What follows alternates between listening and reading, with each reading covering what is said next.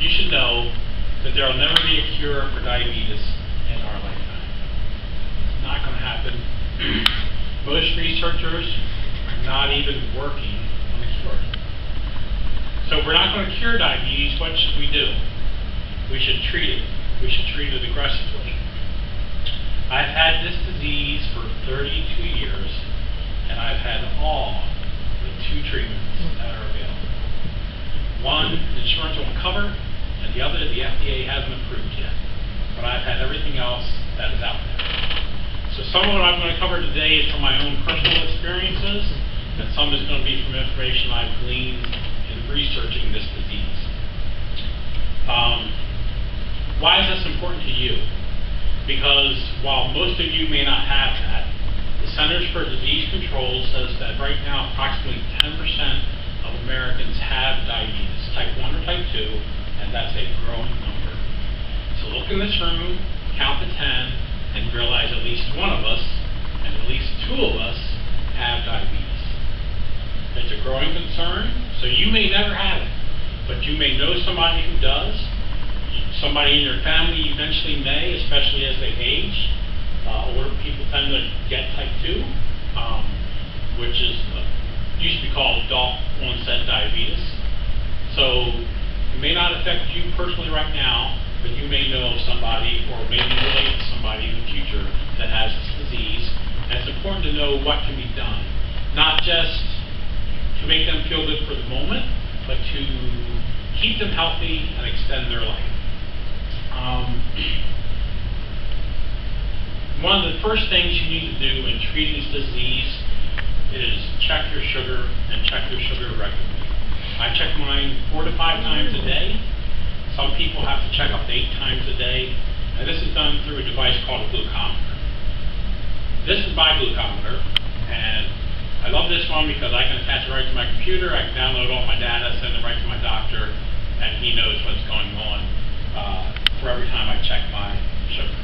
So I take this device, I take a test strip out of here, I put it in there, and then I use this lovely device I call a poker. What this basically is think of a push pin that you use on a bulletin board to hang up a piece of paper. Something very similar is inside of this. You crank it back with a spring, push that button, and it ejects that pin into your finger, drawing blood. So you have to get it out and put it onto the test strip. Hurts. Do it 4 or 5 times a day. Hurts 3 out of 4. Not a lot of fun.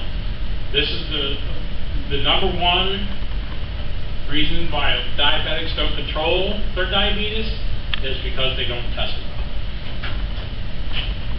That being said, what are the leading treatments for diabetes right now?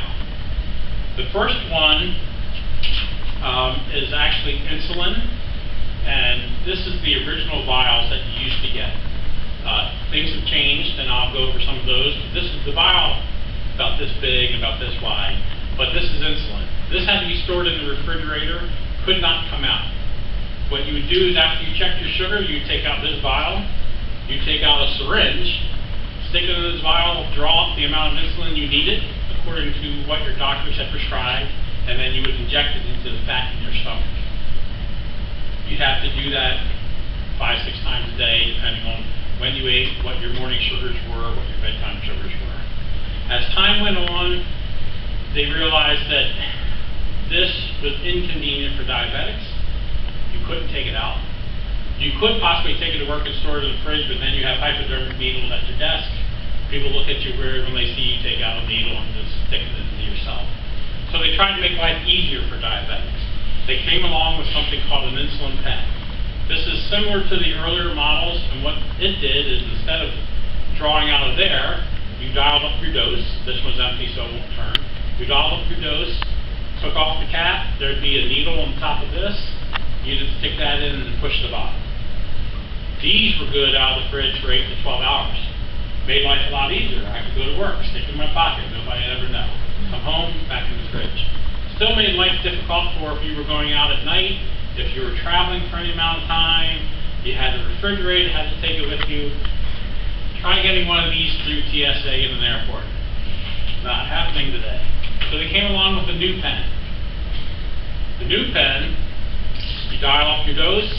These are good outside of the fridge for 28 days. I can go anywhere with these. I can stick them in my luggage, I can travel.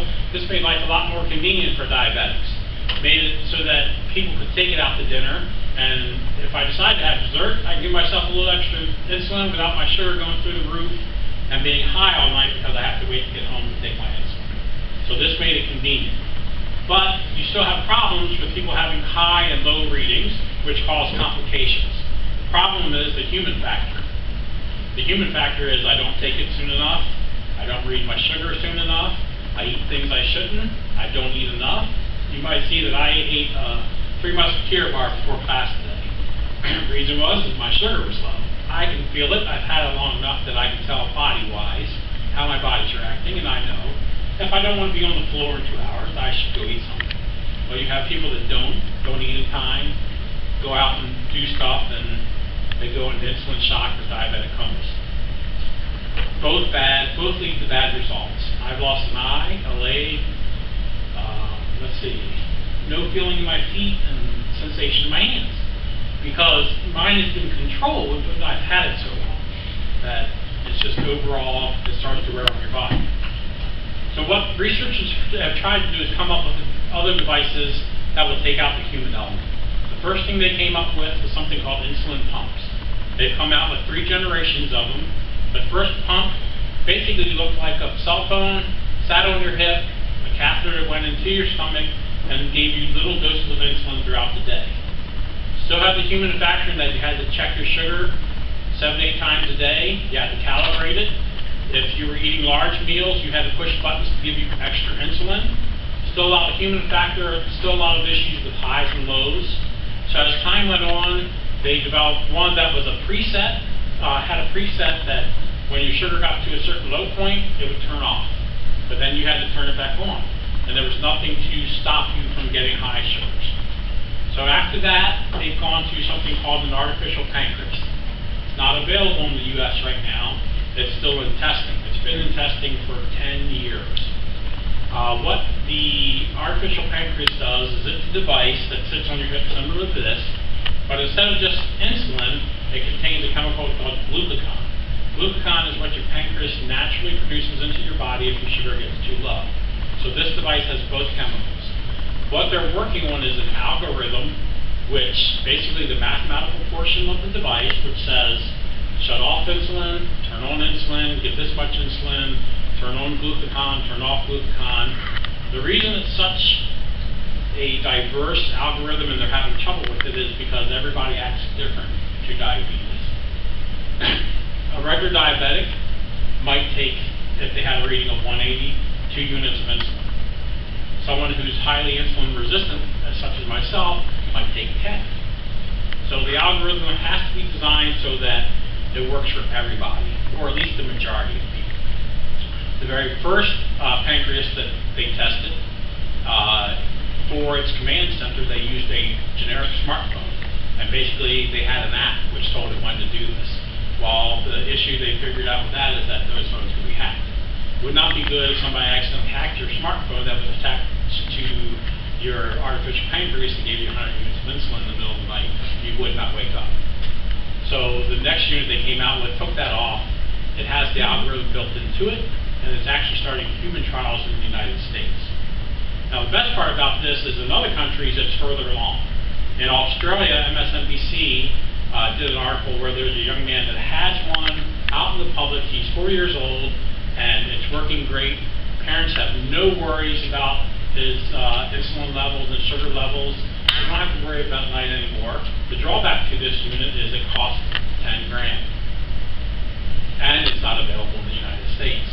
So when they eventually become available, which will probably be a while, most likely insurance companies aren't going to cover them to start with.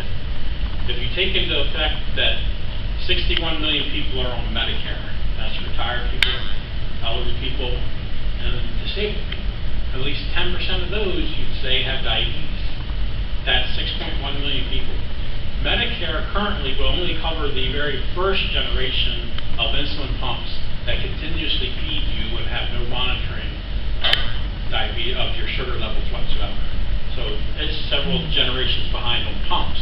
much less to cover a $10,000 artificial pancreas. So in summary, there's 3 ways to treat it that are the best.